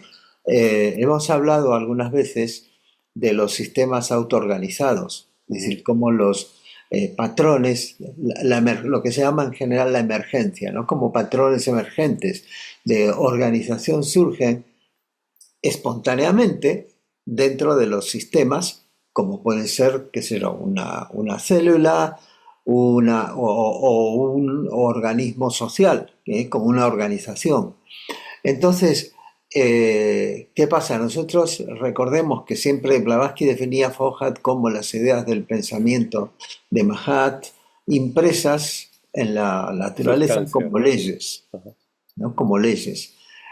Y entonces esas leyes, de repente, no es que aparezcan de afuera como la ley humana, ¿no? Porque está en el Código Penal, es que no puedes hacer esto, no puedes matar, si no tienes este castigo, que es algo externo. No, estas están metidas dentro de la materia, todo lo que son las fuerzas, las 4 fuerzas de la naturaleza, de la física, eso es Fohat, la gravedad es Fohat, no sé qué, absolutamente todo es Fohat. Y entonces, las organizaciones que aparecen especialmente aparecen en los sistemas que se llaman inanimados o inorgánicos, pero también en la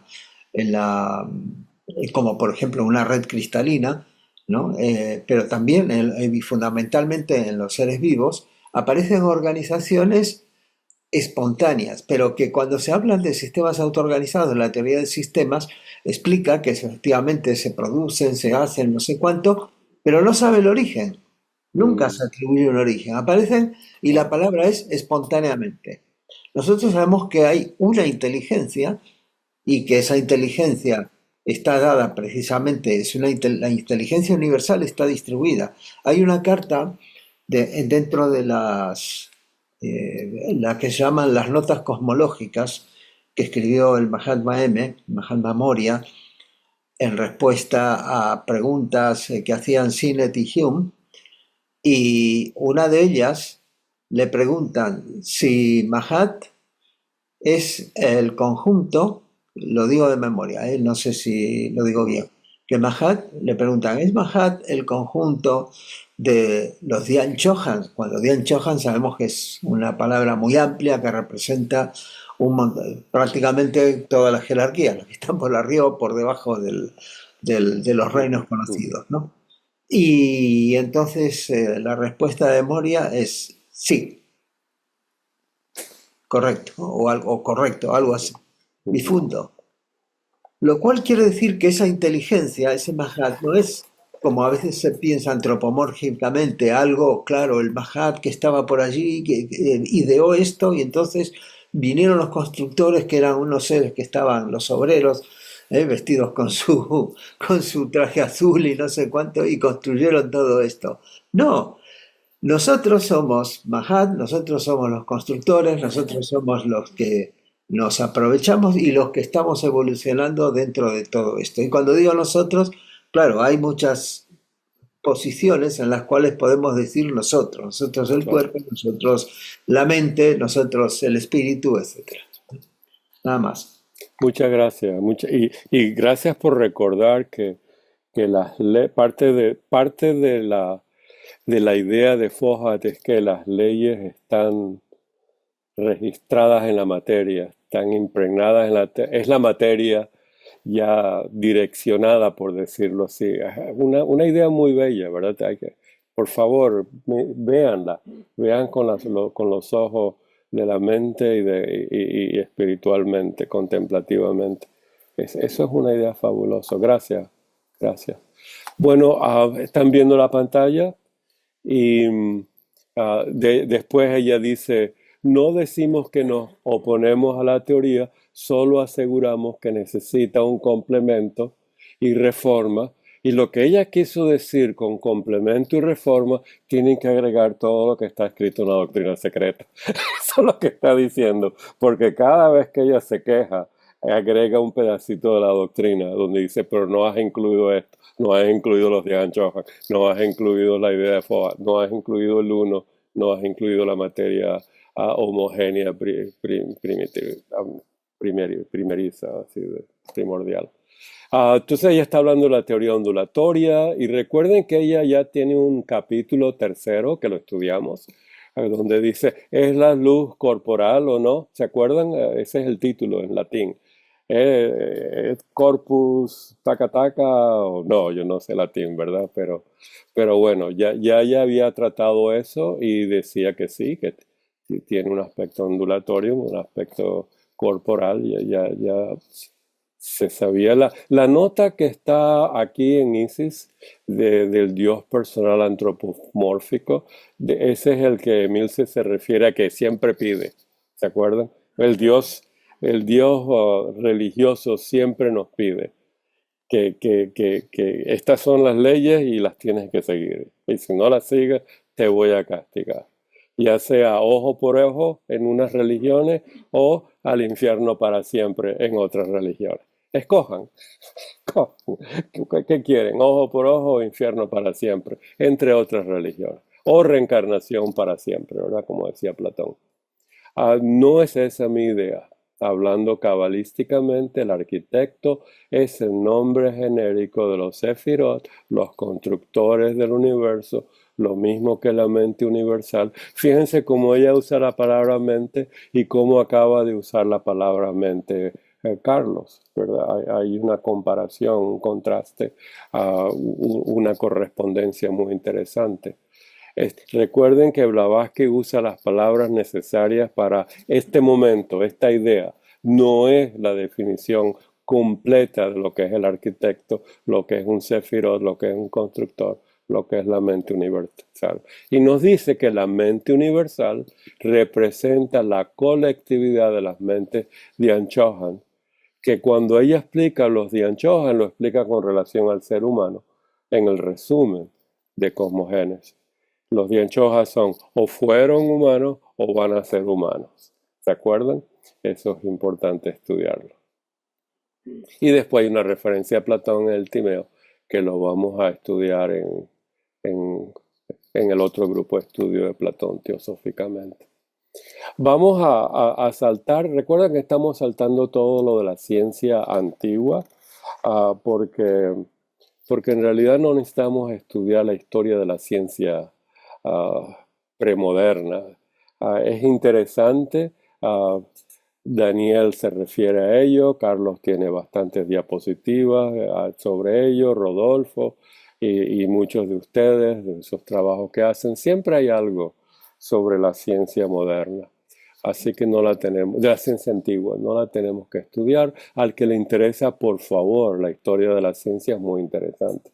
Yo tengo 8 volúmenes de la historia de la alquimia de Cambridge, algo increíble. Son 8 volúmenes de la historia de la alquimia. La historia siempre es muy interesante. Carlos, por favor.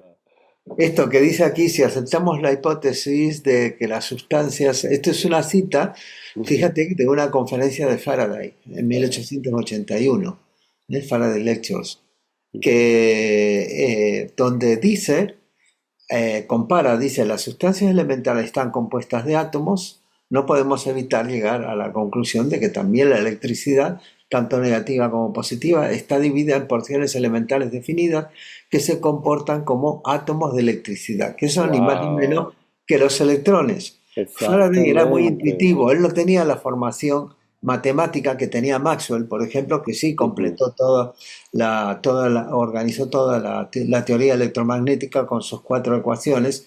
Sí, pero Faraday era muy intuitiva. Faraday fue el que Wow. ideó la idea del campo, no sabía cómo llamarle y qué sé yo, dijo un campo. Y entonces aquí, y Blavatsky también tuvo la intuición de que detrás de eso había algo de verdad. Qué interesante, Carlos. Y el electrón fue descubierto muchísimo después, Claro. ya en 1900, o más o menos entrado, o digamos, o casi al final del siglo XIX, ¿no? Qué interesante. Y él solo tenía esta palabra para describir una visión, ¿verdad? Exacto, exacto. Eso es lo que estás diciendo. Tuvo la visión, ¿no? Exacto. Y aún digo algo más. A ver. En realidad, y esto no quise, digamos, hacer perder demasiado el tiempo, pero antes Daniel planteó uno de los grandes problemas que tiene la física actual. Tiene unos pocos que son como 5 o 6, algo así. Y uno de ellos es precisamente el desequilibrio entre la materia y la antimateria. Entonces, ese no tiene todavía una explicación correcta, pero sí, hay hipótesis como la que dijo Daniel, pero tampoco sale por qué podría haber una partícula de materia más que antimateria entre 1.000.000. ¿Por qué ese desequilibrio original?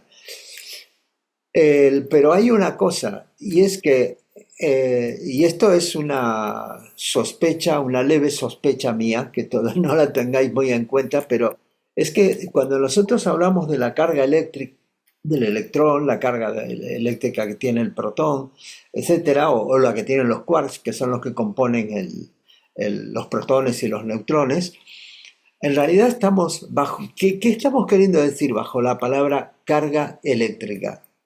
No sabemos. Es decir, estamos poniendo una etiqueta que ya la usamos muy fácilmente. Esto tiene carga eléctrica positiva, negativa, esto no sé qué, pero no sabemos lo que es. ¿Qué es en realidad la electricidad? Y entonces yo sospecho que igual que Higgs, que Peter Higgs ideó lo del campo de Higgs, una cosa totalmente contraintuitiva, muy extraña, para explicar la propiedad de la masa de las partículas de todo el universo, entre la interacción del campo de Higgs con la partícula a través del famoso bosón de Higgs. Yo creo que en el futuro a lo mejor encontramos alguna explicación más a fondo de qué es la electricidad en sí, basada también en alguna cosa. A lo mejor la hay, no lo sé, pero yo no la conozco. Pero que evidentemente tendremos que llegar a alguna cosa que nos explique a fondo y donde la carga eléctrica sea entonces un efecto y no una causa, como es ahora, que es una causa, es una caja cerrada. Aquí tenemos que repetir lo que dijimos en la sección 9, que solo hay una ciencia que puede dirigir en lo sucesivo la investigación moderna en el único sendero que conduce al descubrimiento de toda la verdad hasta ahora oculta. Y esta es la más joven de todas, la química, tal como ahora se presenta reformada. Sin embargo, no hay otra sin excluir la astronomía. ¿Qué quiere decir sin excluir la astronomía? Que vamos a incluir la astronomía. ¿Les parece? Que pueda guiar tan inefablemente la intuición científica como lo puede la química. Esto es muy interesante. Recuerden que la química trata, como nos dijo Daniel en las primeras palabras de sus conferencias, de sus presentaciones, del mundo material, por decirlo así, del átomo en adelante, por decirlo así, o de los protones, neutrones en adelante. Y la astronomía, y eso significa Prakriti, y la astronomía nos muestra el alma del universo, nos muestra Alaya, a Akasha, nos muestra cosmogénesis, nos muestra, es algo extraordinario, estas dos ciencias, por decirlo así. No quiere decir que las demás no sirvan para nada. La física cuántica es algo extraordinario, ¿verdad? Sin la física cuántica, bueno, sabríamos muy poco. En fin, con esto vamos a terminar hoy. Rodolfo, tienes las últimas palabras. Muchas gracias, Martín. Gracias, Carlos y Daniel. Mira, quería recordar que toda la presentación de Daniel se refiere a los átomos que componen la materia del mundo que conocemos, o sea, de lo que la ciencia ha logrado descifrar del universo. Pero eso es el 5% de la realidad. El restante 95%, recordemos que son la materia y la energía oscura, que cuando podamos descifrar qué es lo que son, qué la componen, quizás encontremos la respuesta que no tenemos hoy día. Pero es la gran mayoría. Nuestra ignorancia es grande, es casi el universo entero. Entonces, gracias, Rodolfo. Sí, gracias. No, yo te quiero preguntar, pero por eso te interrumpí, porque estás en un tema muy importante para mí y es por la cual estamos haciendo esto. ¿Tú crees que hay la posibilidad que un teósofo, un estudiante de teosofía, estudiando, investigando estas ideas metafísicas, pueda llegar a intuir o intuitivamente a ver con los ojos del alma lo que la ciencia llama, que quizás no sea cierto, ¿verdad? Es una teoría, pero tiene que haber algo sobre la materia oscura, sobre los campos o energías oscuras, los campos oscuros y los agujeros negros y todo esto, los agujeros blancos ahora lo llaman.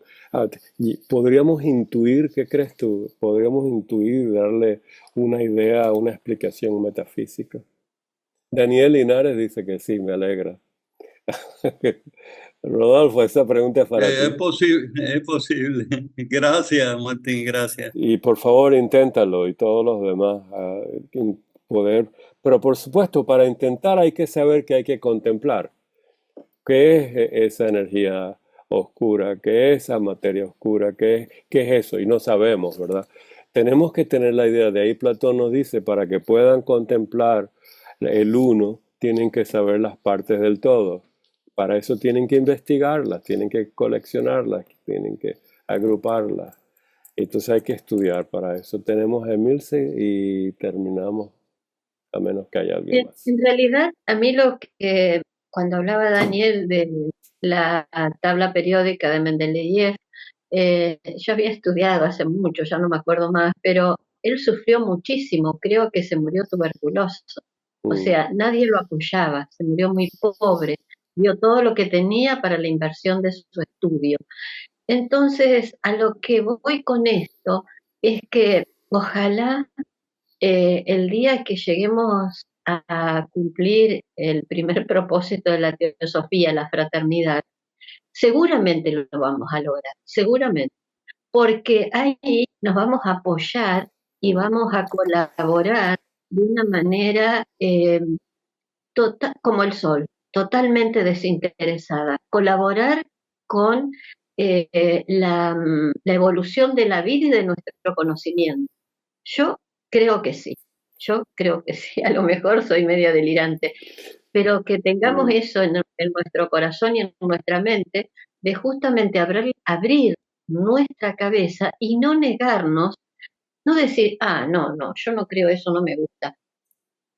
Paciencia, estudiarlo, y no digo aceptar cualquier cosa, pero sí con la gente que se dedica. A lo mejor se equivoca, pero a lo mejor tiene una partecita de toda esa verdad.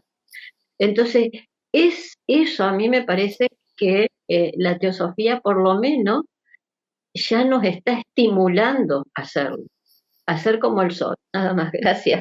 Me alegra que uniste la palabra fraternidad, ¿verdad? Es muy importante vivir fraternalmente en nuestros grupos, que falta mucho en la teosofía, ¿verdad? Ser fraternal. Se han dividido desde el comienzo de la fundación de la sociedad hasta hoy en día. Esa palabra, y el planeta está tan fragmentizado. Necesitamos mucha fraternidad. Me alegra mucho tener esa armonía interna para poder contemplar. Me alegra. Bueno, con esto vamos a terminar.